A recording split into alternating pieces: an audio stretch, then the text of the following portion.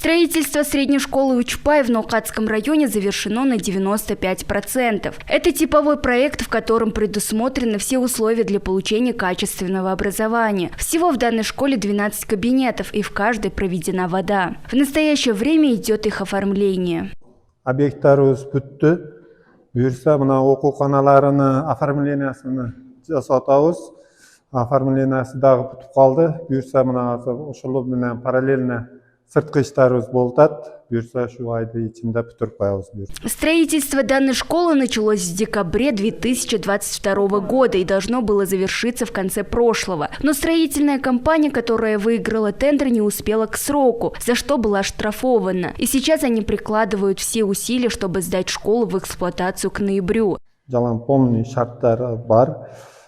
Школа почти завершена. На данный момент ведем отделочные работы. На каждом этапе нас проверяла специальная комиссия. Сейчас все наши усилия направлены на то, чтобы завершить строительство к следующему месяцу.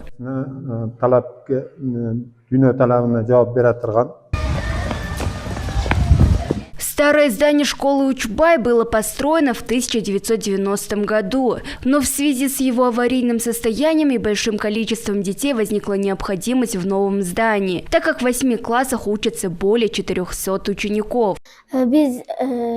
В старой школе нет никаких условий, кабинеты тесные, а в зимнее время было холодно. Мы сидели на уроках в куртках, но несмотря на это мы стараемся заниматься хорошо. Мы очень хотим учиться в новой школе.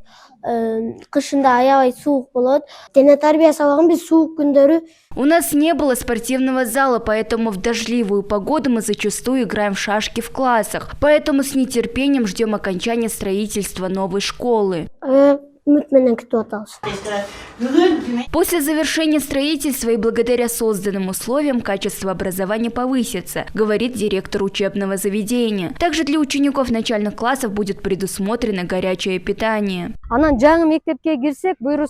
Сейчас мы ведем переговоры с Мерсико. Если местная власть выделит нам средства, то у детей будет горячее питание. Не только ученики, но и все сотрудники нашей школы ждут завершения строительства, так как в новом учреждении мы планируем преподавать по современным методам. На строительство данной школы государство выделило 118 миллионов сомов. В ней будет 270 ученических мест. Нагима Бакаева, Уран Адишев, ЛТР, Ошская область.